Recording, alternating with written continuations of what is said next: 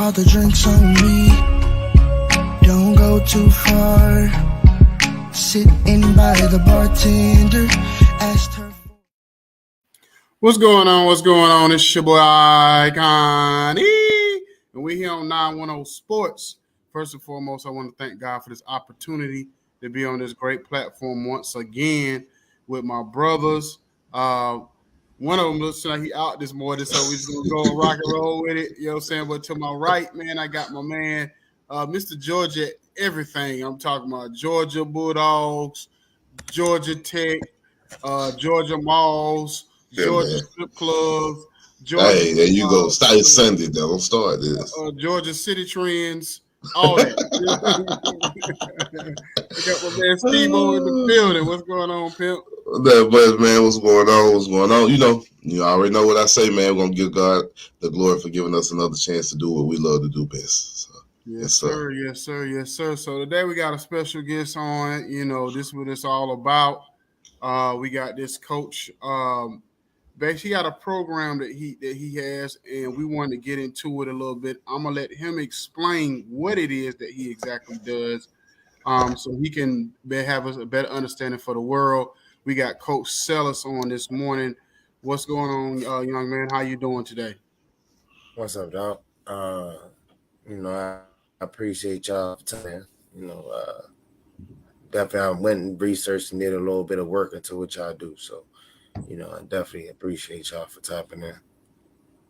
Yeah, yes, sir. Yes, sir. Yes, sir. So basically, you got this essence of coaching foundation. So basically, just explain people exactly what that is, and what that you do with that program. So, it's my nonprofit. So I own it. I'm a founder of Essence of Coaching Foundation Incorporated. So, but where we come in and play, I'm a big advocate as far as doing what we need to do for the community, right? So, building, unifying, educating, embracing, and basically bringing our environment together, for the most part. So we are big advocates for advocating for tent city communities, whereas though a lot of people may refer to them as homelessness, but we want to change that narrative. Don't really call them homelessness, because a lot of them, you'll find that it's not genuinely their fault, and they just end up falling on hard times, and sometimes mentally, like it's harder to get back. I know we all struggle sometimes when things don't go our way, or we get to a place where, we might feel like life is hard, right? And kind of lose yourself in it. So at some certain points, you want to go ahead and regroup and come back to it, but you just need a little help, right? We're also big as far as incorporating new parents. So the plan for that aspect of the nonprofit is in the next couple months or so, that by the end of the year, we'll be able to start incorporating and giving away to at least 25 new parents a quarter. So it'll be giving us to at least 100 families a year, where we're giving away new pull-up. We as new parents, you need them diapers, wipes, car seats, strollers, clothes for at least for giving them a first 6 and essential things that they need for a new child. And so us partnering with different social workers in the hospitals, various ones such as your children's up here in DC, because you fall into a situation where you never know, right? And your family, everybody family, like, oh man, I got you, like the baby. Unfortunately, we got some young men that don't elect to want to step up and do their thing, or even some young women, they had a child, and you find young fathers out here, young full-time fathers. And I understand a lot of people, like, the narrative is, oh man, like, father's not present. But I was full-time, and whether they under 25 or whatever it is, like, it's just, it's the narrative. You can't continue being this advocates for the LGBTQ plus community, where a good friend of mine before he died, we were basically working to put into place a program at Friendship Collegiate Academy or schools. So we could have to shun away from people that choose an alternative lifestyle from you, right? Like that was my dog. I already knew for 100% fact, like that's my dog, you know. And if a lot of us even know anything about those that choose alternative lifestyles, like, hey, you know, no disrespect, but you know they keep a lot of women. Understand that part, and you know, I just feel like trying to educate the young, like, man, look, you don't have to be like, oh, look, I ain't messing with dude, or then that man is still a person, you know. And we just want to come together and just understand that, teach the young a new way and a new wave and understand how to do things. I'm Coach Cellus at the end of the day of it. Also on and off the field. So we're doing it on and off the field. Now we're talking about teaching them. Like I've done a couple things at Friendship Collegiate Academy where I graduated from, class of 2011. We are basically when I'm teaching them and mentoring them about personal branding. You know, a lot of the youngsters don't understand how to brand. They don't know what to brand. They don't know what to do. They don't know. It's different dynamics to it, right? So in doing so, you know, you come in here and give them a couple of different ideas, try to point them in the right direction so that way they'll always be at least profitable. And understand, like, bro, don't give up now. Like 2019 is the Coach Cellus mantra began in, I want to say, February of 2019.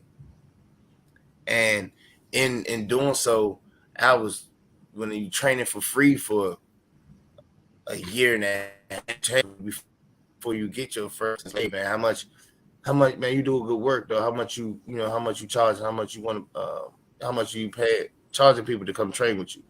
You know, one person start the ball rolling. Now all of a sudden, you can pretty much live off of Coach Cellus, right? And that point, I'm very blessed to understand. I'm very blessed to be able to be in that position where I'm not necessarily like dying for financial gains in anywhere else. And then speaking to the youngest on the field, teaching them and educating them on how to win the game of college. So for me, I streamed it. I put it out there a lot via my YouTube channel. And I had to record it with my guy J5. We get down, you know, you break it down to like I had a 1.8 my first semester ever. You know, and talking to a lot of people, you got some parents and some coaches tell you like, man, damn, they find that out. Kid got a 1.8, throw him away. Like, it's over for him. You know, he done discipline. He don't know what to do. He not focused. But at the same finished in the top 15% of my class from Fayetteville State University. I had a 1.8 while I was at Glenville State College. Changed environments, transferred after 2 years at Glenville, man. Once I got to Fayetteville, it was like one of them places where I love Fayetteville. Yeah, that's my stomping grounds. I'm from like 45 minutes away from Fayetteville. Coach, what gave you the motivation to start this? What made you go or start this, Coach? The essence of Coach. You know, Vietnam. You know, shout out to my 2-6 guys. Yeah, yeah, I hear you. Oh, I think we might have lost him. Coach, can you hear me? Yeah, we might have lost. It's the storms rolling through here in the south, man. So there you go. Can you hear us, Coach? Yeah, I'm here. Okay, Coach. Coach, what gave you the motivation to start this foundation? What gave you the motivation to start this? COVID, honestly. And I know a lot of people like, man, COVID did a lot of things. Like me personally, I had to work every day of COVID. Yeah, me too. So I ain't get to sit home and enjoy the quarantine or doing a lot of them things. Like I spent a lot of time at work, literally every day of COVID. So when you start to go outside, man, everything slows down, and you realize like, damn, you're supposed to be quarantined. It really started because I'm for two reasons. One being after you driving around and you starting to tap in with different people, going back and forth to work. So I used to work downtown in the federal buildings as a federal PSO. So you start to see the homelessness. You start to see the tent city communities where people are struggling, right? And I feel like as you know, in human nature, as a human being, without having an act of selflessness, there's no way for you to be prosperous, right? At some point, you got to do something for somebody else that doesn't require financial gain for yourself. And when I'm starting to see it, you kind of feel for them, like not kind of, but you do. It's like, damn, like we're supposed to be indoors. You know, they say COVID out here running rapid, but these people are still outside, like amongst each other, like that's all they got. And then most of the time, like, look, they just looking for a helping hand. I understand, like you do have, don't get me wrong, you do have some of those that do take advantage of their situations where it's like, all right, look, I got a crib, but I'm gonna go stand out here and beg for money because I see on the articles and the reports that I can stand out here all day and I can make a damn near $100, or I can make $150 depending upon if I find that right spot. But then you also have those few people that genuinely need the help. You know, whether I spent 2 years as a mental health specialist with the DC Department of Behavioral Health, so you understand, like psychologically, they might have went through some traumatic things in their life where it triggers something. Like, man, look, I don't like being told what to do, so boom, I'm outside. Like I don't. It's free out here. But people like, man, look, they made that choice. Like they made that choice. But you're right, and we all as human beings make choices every day. But nobody's condemning you for the choices that you made. You know, they're like, man, nah, they need to get up, be able to go, get a job. There's all these places, man, bro. Listen, some of that be coming from people that don't even have jobs. So a lot of that it boils down to it. A lot of people that take that avenue as far as speaking on how to educate, embrace, and pretty much unify the community, even diversified to the point where they start to feel like, oh, I'm above them, like, but you not. So everything that you like do, struggle. So everything that you do, can y'all hear me? Y'all can hear me, right? Yeah, you good, Akon. Okay. Yeah. So everything y'all do, everything you do as far as like in the community, helping out with the Pampers and clothing and food and everything that y'all try to do with your program, the Essence program. Do you feel like as far as what that takes some of the pressure off the parents as far as the sports? Because we talk about here on all the time that a lot of time that certain sports that kids don't get into is because of lack of income in the home and things that they have to do, outside of school and everything else that keep them from being able to focus on sports. So you think that what y'all do has a impact on being keeping the kids on the field and being a focus on just being a kid? We focus on a few different areas in our communities, but just speaking from a sports perspective, we only typically, and it's because of where we are right now, we only typically focus on new parents, those parents that need the help.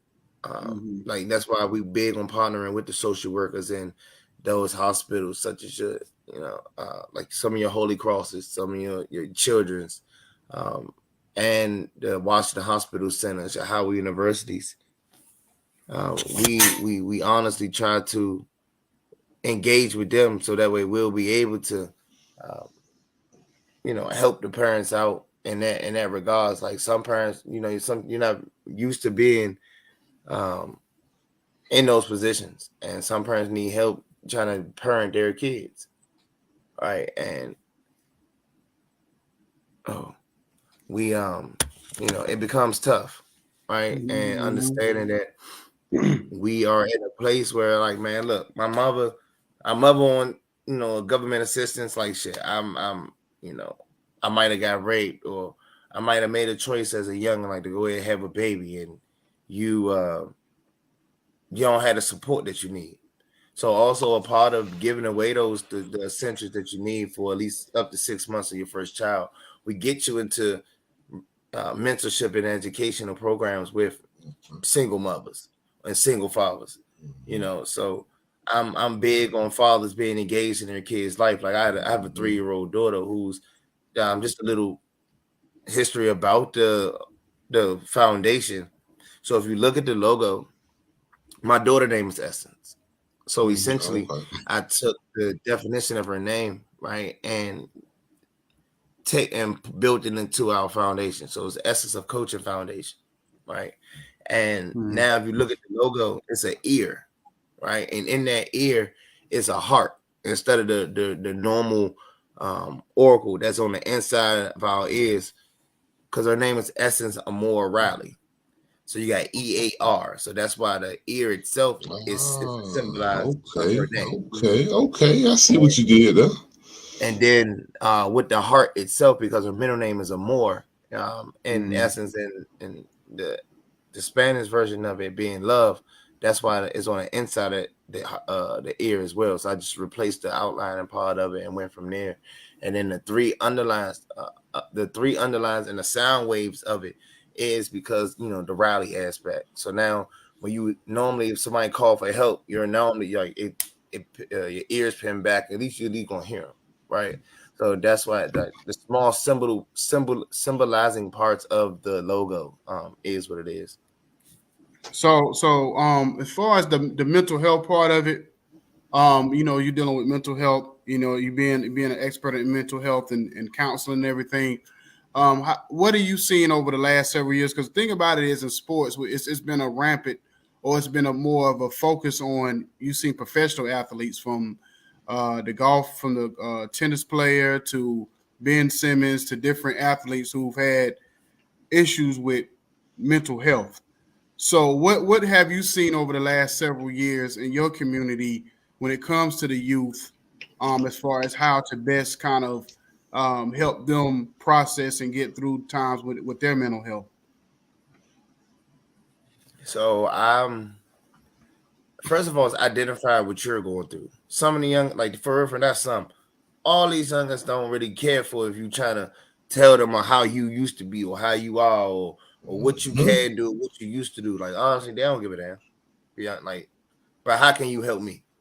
Straight up, like I deal with, and I tell my youngins all the time, like, bro, we not just training, we not just out here working to get better physically on the field. Wise, like I talk to my youngins every day for the most part. And in doing so, you have to, like I said, self-identify. So I know for a fact, like I'm not gonna say suffer, but I deal with perfectionism and anxiety pretty much every day. I'm big as far as like, dog, I need to be the best that I can be every day. Like if something don't go right, and I feel like, damn, I had a plan in place to execute, and if something don't go right along that way, that's where the perfectionism started to kick in. And when it doesn't go well, it triggers their anxiety. It's like, damn, like your world starts spinning. And some of the youngest genuinely do like and go through some things at home. It doesn't have to be. See, when people hear, oh, young and struggling, or he got to get it out the mud, or whatever the terms may be, it's not always in a physical sense where he got to miss a meal. You don't know what type of pressures at home that his parents are putting him through, or not necessarily his parents. Like he might.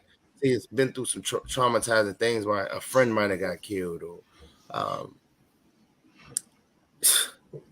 one of his friends might have got killed, or he realized like that his mother might have just walked out the door on him, but he's still not going hungry because he got the support system. But it's a different struggle for him. So I hope that one day that we're able to eliminate struggle being associated with starving or homelessness, or like somebody got to miss a meal, or they need new shoes, or like it's mental struggles as well that we all got to overcome. And in doing my part, when I volunteer at some of the high schools to speak, and when you volunteer at different universities to come train kids, to come talk to them, build new relationships for real, because all we really need is somebody with a different perspective to build with. And that's pretty much where I come into play at. Like I focus on, I got youngers that hit me 12, 1, 2 o'clock in the morning and be wanting to talk about football or talk about life. Like, coach, man, can you look at this play for me and tell me what you see? Like, and it's for real, you know, you might think it's like just that one kid, but it's really, I got like that's kids I ain't even trained or work with that hit me. Like, man, coach, that's what you think about with this play. Or and I make sure I do my best to answer them in a timely manner, because you never know what their purpose for reaching out to you is. So hopefully that answers the question as far as like what we do, as far as try to get them to stay focused on the field wise. Because it's not really just field. Like I deal with a couple of volleyball players as well, so it's more than just football. I'm big on the youth and community and people in general. Like I'm a people person, you know. Like we all got days where we want to go shut down. Like, man, look, dog, I've been talking to people all day, dog. I'm trying to go chill. Hey, like as a human being, I'm entitled to feel like that. Yeah. And like if somebody hit me and I get that feeling, like, and let me just go ahead and answer, because you never know. That might be your last encounter with them. Yeah, we definitely need to get y'all connected with Andrew Cohen and get recruited, because he that's basically what he is, and he a consultant service where he helps athletes, like, you know, high school and those kids that's trying to like transfer. He helps them navigate through that process of being able to get recruited. And it seemed like in your area, especially when some of these kids at some point struggle academically, and then by the time they get on track, they kind of probably behind the 8 ball as far as getting recruited, you know what I'm saying, or whatever. And they probably takes some time, maybe a little bit harder to get recruited at certain schools. So he would definitely be somebody we need to link y'all up with to kind of, maybe, come in and help out with that kind of thing, to take some of the pressure off of you and your people that's helping these kids in the community like that.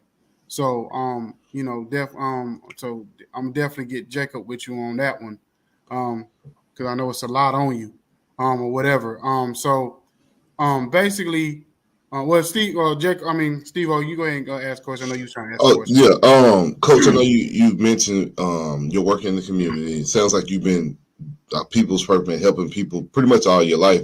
How do you feel like we could bridge the gap between the older generation and the younger generation when it comes to mental health? Because, a lot of times back in the day, they didn't really focus on mental health, or no one gave them that special attention, or gave them the ability to even use mental health as a issue.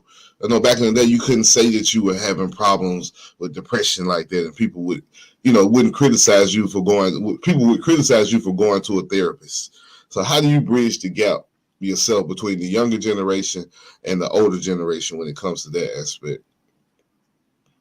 So, being somebody that I definitely struggle with depression at 2 different points in my life. I've been to a therapist.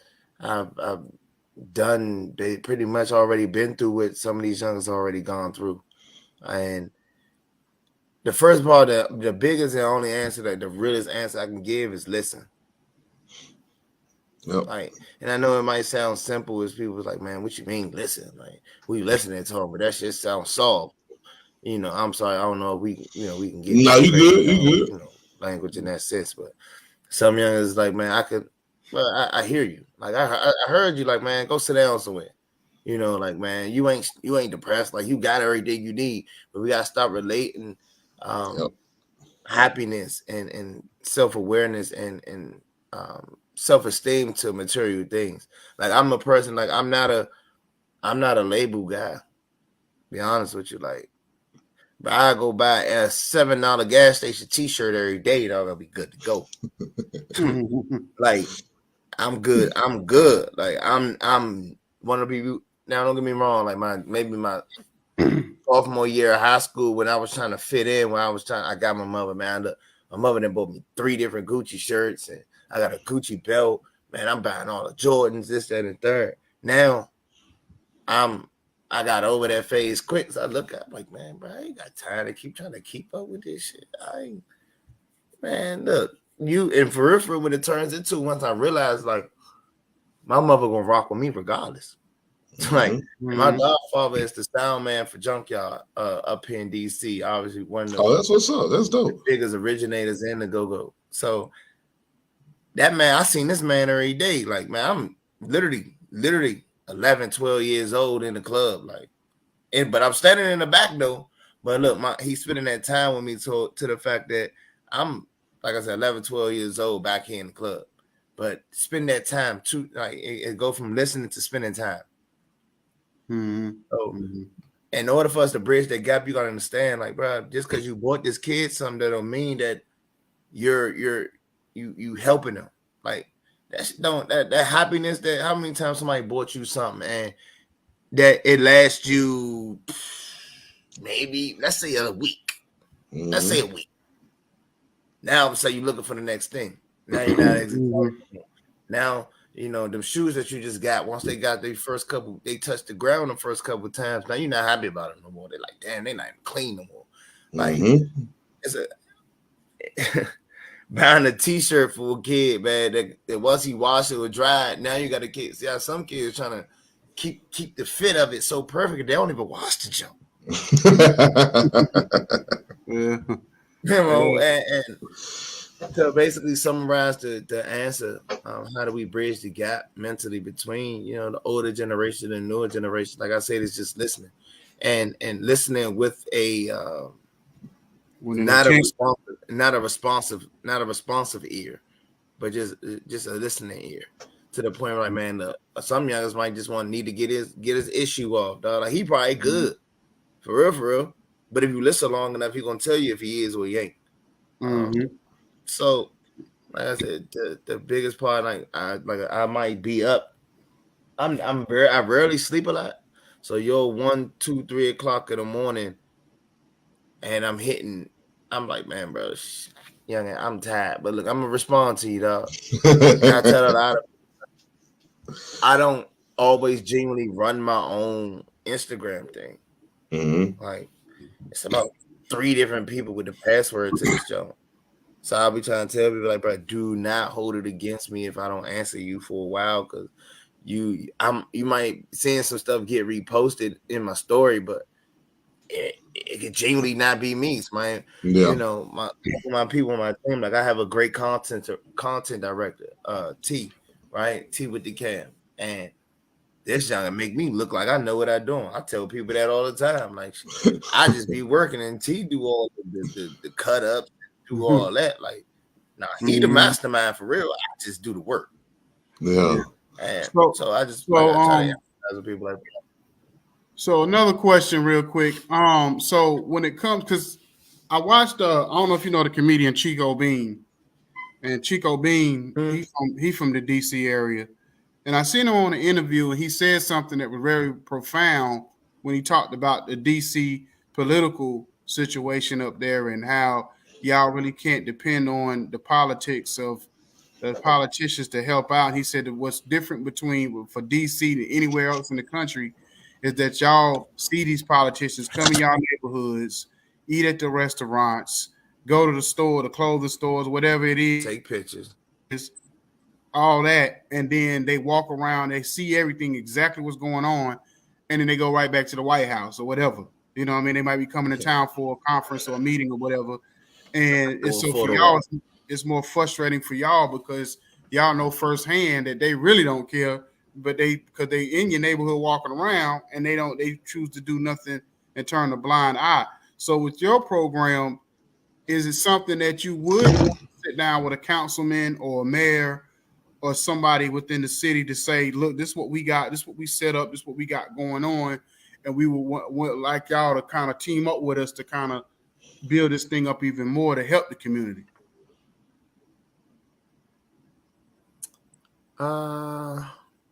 Be honest with you, I think the power of changing the community, embracing and doing the things, like I said, I illustrated that we do and we like to focus on, don't need a politician. You just need people being good people. Okay. Like, honestly, there's too many different ways for you to get grant funding, and it's too many different avenues that you could go through that you don't even need a quote unquote politician. For real, they're gonna use that as a photo op. Yeah. Yep. I don't got time for that. Like, yeah, now don't get me wrong. I do have times where in certain engagements I record and this, that, and the third, but that's strictly for the grant purposes. You know, like so you can show them and illustrate to the people that's award you this money that I am doing exactly what you said. Yeah. I'm doing exactly what I said I was going to do with the money you just gave me. Mm-hmm.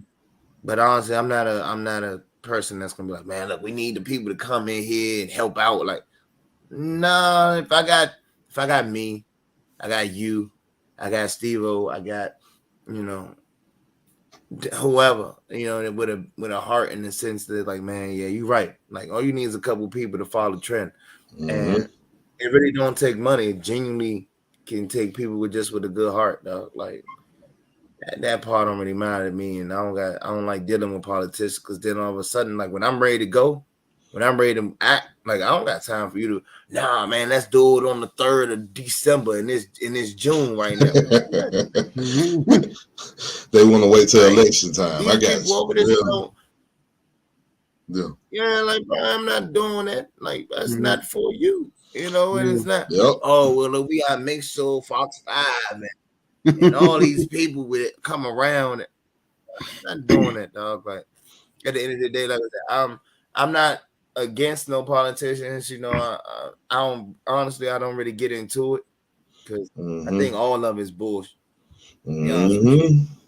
Like, it's already mapped out. Like, everybody already know who's gonna get picked. Like, bro, we know, but y'all ain't gonna do nothing pertaining to fixing I know everybody say, well, they can't help everybody. No, you're right, they can't help everybody. But bro, what happens when you go partner with this, or you take pictures with this nonprofit, or you go help, or quote unquote go to these different high schools, and you take a picture, you show them people like, I'm here, I'm for the youth. And it's two things people take advantage of, and I'm gonna transition from there: the youth and the homelessness. They take advantage of those facts for people to be like, man, you know, I love my community. No, bro, what are you doing behind the scenes, bro? Like, what are you doing? And so some of them can't answer that. They're like, we putting these programs in place. Like, they programs been getting put in place since before I was born. They still ain't in place. Yeah.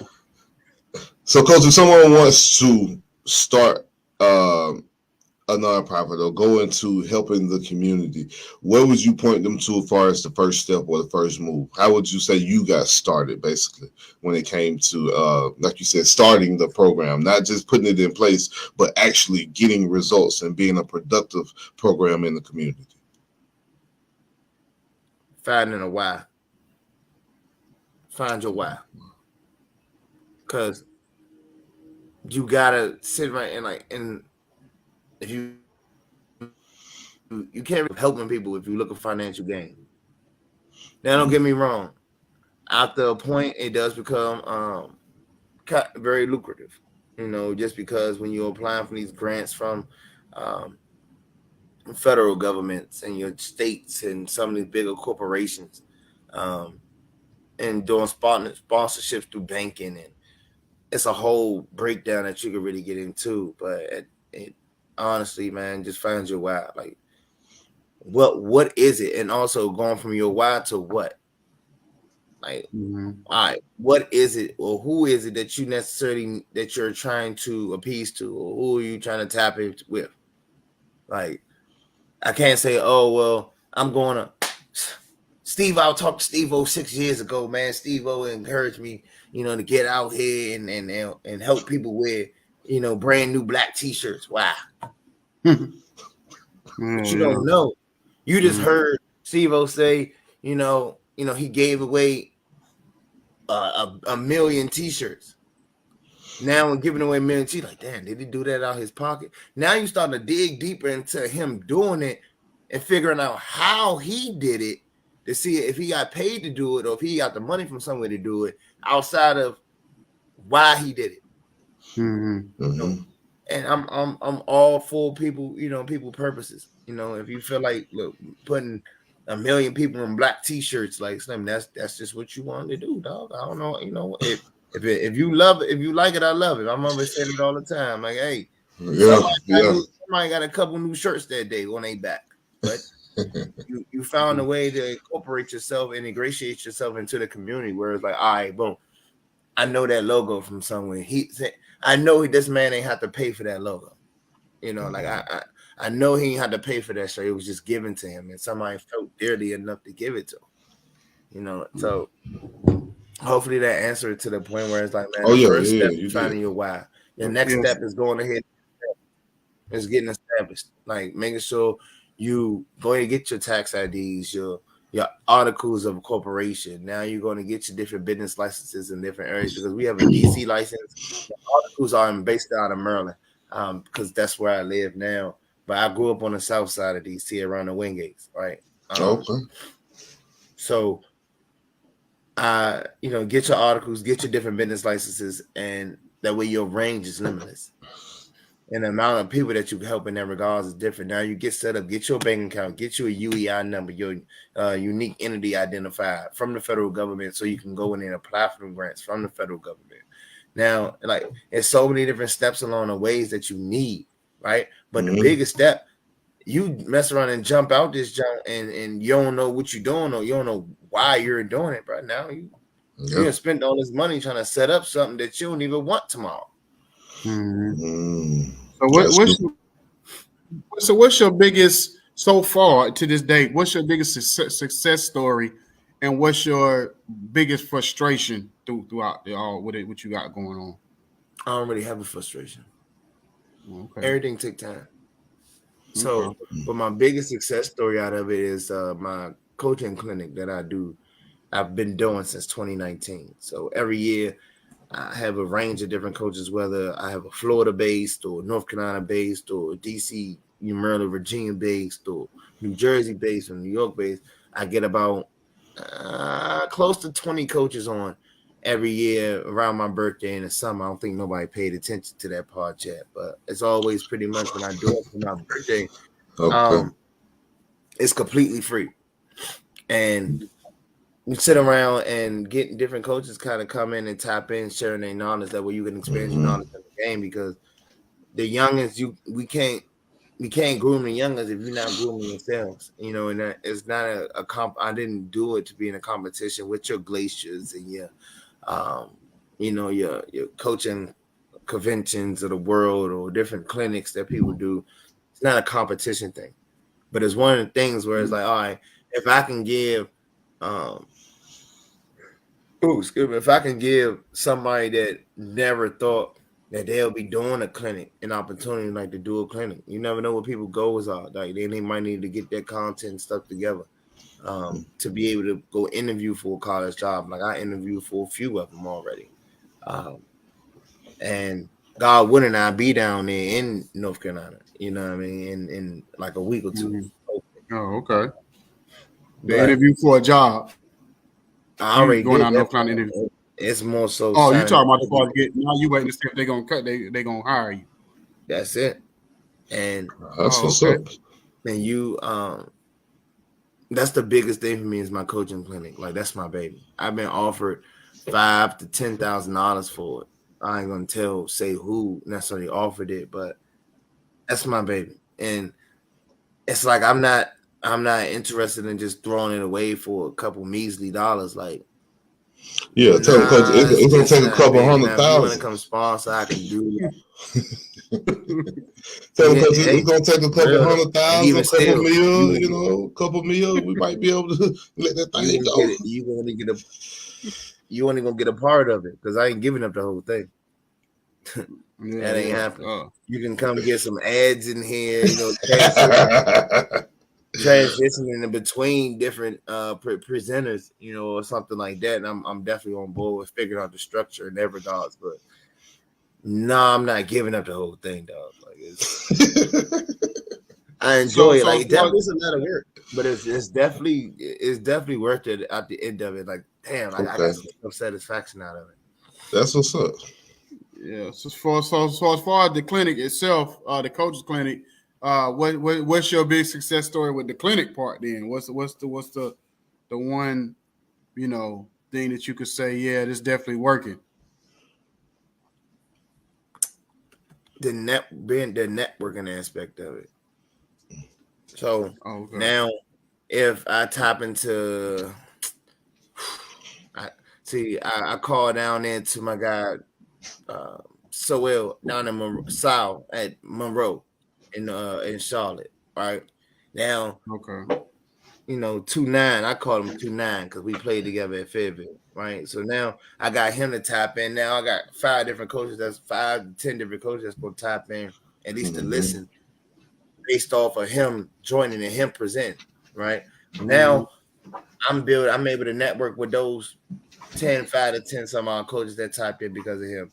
Now now Sal is able, 2-9 is able to tap in with the people here, whoever it may be that's a part of it. This year we'll have Coach McFadden down at Independence, who's been doing a hell of a job. Him, that's what's up. And then also with Coach Akers, down in the Raleigh area, So I have a lot of good guys down there in North Carolina. Then you got guys up in Virginia Beach, like your Coach Eddies of the world and your Coach Cooks of the world, that you could pretty much tap into. Then the range is limitless. So you go up to your Richmond area where you got Coach Rayner at Trinity Episcopal. Or you come up here to DC, where I'm fortunate enough now to be in a position and be a part of a nationally ranked and respected program, being St. John's College High School. Oh, that's what's up. As a DB coach. So we pushing to get back in that top 10, but at the end of the day, we still being a part of a top 25 program in the nation is major. It's a lot of high schools in the nation. Yes, sir. I had a nephew graduate from Fayetteville State years ago. Taz McAllister. So he do a lot of good work in the community with the youth, and they got their own league and everything down there, the Lillington area, North Carolina. So and then I know Independence used to be a monster in football back in the day, but this is when all the doggone state titles. Yeah, hey, look, he gonna bring them back. Like I know, look, McFadden down there with Coach, even though Coach Simmons down there at Palisades, man, look, that I feel very strongly about North Carolina football to the point where it's always been respected. It's always been respected, and people are, they notice it to begin with. Okay. So that part. So and to summarize that answer for that part of, like, man, the networking part is the biggest thing from the clinic aspect. You're gonna pick up what you pick up as far as the game, right? Being able to network with different people, because you never know where people may be. So being able to expand your phone book, expand your Rolodex is the biggest thing, and you ain't had to pay for it. Like, Coach, you done shows your age up here saying Rolodex. Now these young folks don't know what no Rolodex is. No, baby. I'm 29, dog. I ain't get it. He got me beat. You right? He got me beat. He said Rolodex. I just knew he was about to be about 45. I do it. I just knew it. You OG to him.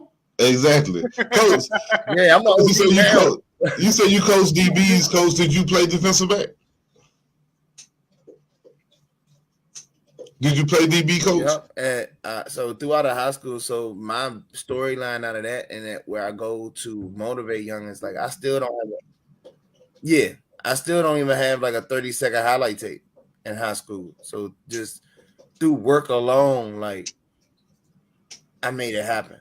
I've always played safety, corner. I played some receiver, and I was a returner. But I struggled through high school. Didn't really play.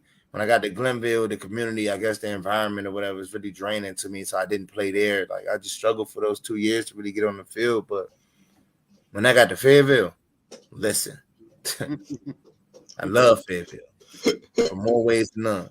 Okay. Like, my guy, Coach Hargrove, who was my defensive coordinator and DB coach, like while I was at Fayetteville, and I talked to Coach Hargrove at least once a week, if not every 2 to 3 weeks, in the sense of engage with him on social media. Nah, man, like I didn't play both safeties, however you want to break it down. Whether you can say safety, corner, nickel, I didn't play both safeties, whether it's free, strong, rover. Okay. I didn't play nickel. I didn't play the dime linebacker. I didn't play the field corner, boundary corner. I didn't done pretty much. I didn't rotated every spot in the same game sometimes. Give me your top 4 DBs all time. Cornerback, safety, however you want to put it. You ain't got before. You got Mount Rushmore. We know Dion up there. If you want to leave Dion off and just put him as the guard, we know that's cool. But let me have your top 4, your Mount Rushmore of defensive backs. All right, so this is how I'm gonna get you right. A DB to me is somebody that can line up everywhere in the secondary. That's a DB. So you talking about only a few folks. You only got a few folks that can do that in history. You talking about Charles Woodson. Exactly. Rod did it for a second. Champ Bailey. I'm gonna let you do your list. Though. I ain't gonna give you my list. I'm gonna let you do yours. You already hit it on the head because I'm gonna tell you right now. Charles right that man for his list. But that's what makes it so easy for me because you said top DBs. It ain't that many DBs. It ain't that many of us that can play everything in the secondary. So Charles Woodson automatically is the god of DBs. Automatically. This man line up everywhere, wherever you want to line up at. Hey, dog, look, I need you to play safety this week. Hey, he going to get it done. That's why he played so long. Hey, then, be honest with you, it's going to mess some people up, but you go with Charles. Obviously, you're going to go Rod, right? Now you bring us full circle. Tony Jefferson. Even though now he's playing linebacker. He's playing linebacker now. But he didn't play free. He's played strong safety. He didn't lined up down there in the side. That's the first on 910. That name has never been mentioned. Ain't never had nobody say that one. Yeah, never said that name. But you gotta understand, he said a DB. A man can line up. Only place he ain't lined up is corner. But he didn't lined up in multiple spots in the secondary. Now that he's a full-time linebacker, cool. I guess you can say you want to eliminate him, but nah, like my man definitely was a DB to start out with. He was, for real. That's good. And that still transitions to him still playing a nickel. He a hybrid linebacker at that. Ooh. So let me think, man. You got one more. Those 3 days automatically coming up. It's a guy right now that's killing the game. I see him line up everywhere in the second. Buda Baker on the Arizona Cardinals. Yes. Man, that just line up everywhere. I just couldn't put Buda in there for top 4. I know. Too early. I don't know about all time molesting, man. Buda different. He's different. Like that's what I'm saying. Like the purity of the game and understanding. Like everybody gonna know the top names of the world, right? But everybody ain't gonna know the people that really matter. That's why it's tough. Like that fourth spot get real. That fourth spot get real mucky. When you say top 4, well, I know them. They're my top 3 in general, but that top 4, man. That way, I'm eliminating somebody. So it's hard. It's hard to do. Well, Coach, I appreciate you coming on this morning, giving us your time. No. Let everybody know where they can, find you, reach out to you and your people and all that kind of good stuff. And then, whatever we can do to help you out, with your program and all that, just reach out to us also. But just let everybody know where they can find you.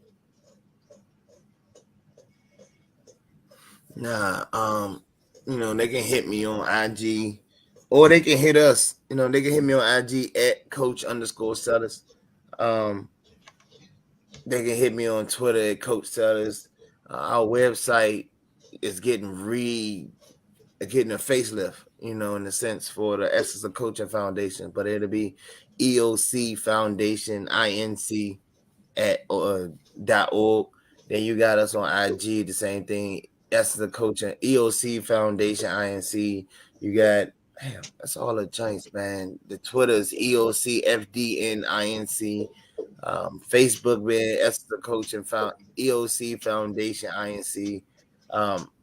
Pretty much tell us your story. Like right now, I'll give y'all something. We're about to we got 10 displaced families in the city that we're about to bless. with housing vouchers, because they got one family that's 8 people to a 2-bedroom. To a 2-bed hotel room. That's how they got displaced, and it's tough to deal with for these youngers. These youngers go to school, and it's a couple youngers. I ain't gonna say what school is. I won't put anybody on the spot, but this younger guy has a 3.75 GPA, and he slept on the floor in the hotel room next to probably 2 or 3 of his brothers last night. And that's tough. But he come to school and everything we need to do. So we're about to bless him, because while I was a mental health specialist, I was able to build with child and family services and the housing program. So we're gonna bless them. We're gonna make that part work for them. It's kind of. I'm gonna say that. I'm gonna say this before we go. It's kind of funny you said that, because I was talking to somebody about this a couple of days ago. I ain't gonna say who it is, because they might get mad if I say. But they were saying they didn't understand how these kids out here. I said the thing about NIL. The one thing it did change for the positive is that these kids now, they can stay in college.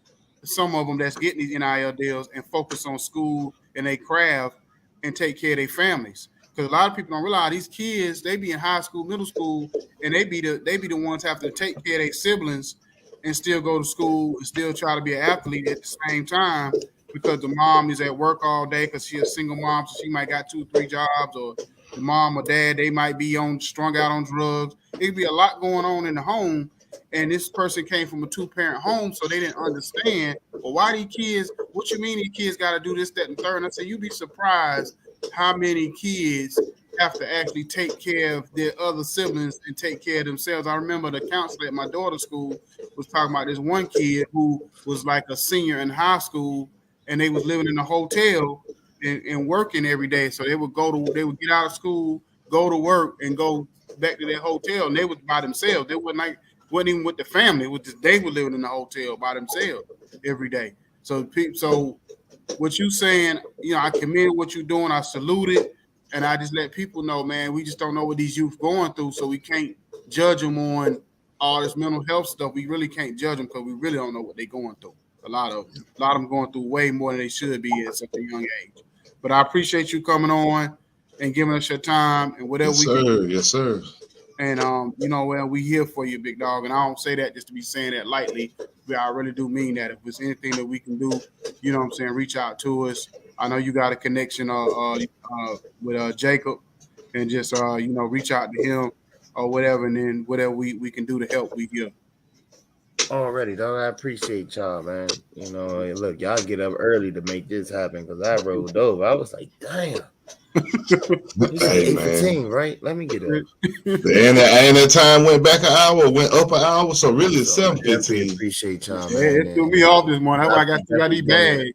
And I tried to go to bed early. I tried to keep the time that the time went up, and still threw me off, because I was like, okay, I'm gonna go to bed now.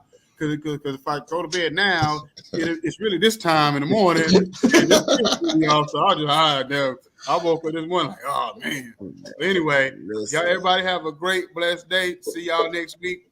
Thank for all the supporters coming on, and keep following us. And y'all definitely keep up with this man, Coach Cellus, and what he got going on, because it's definitely an impact to the community. But see y'all next week. God bless. I walked in the place, sat by the bar. All the drinks on me, don't go too far. Sitting by the bartender.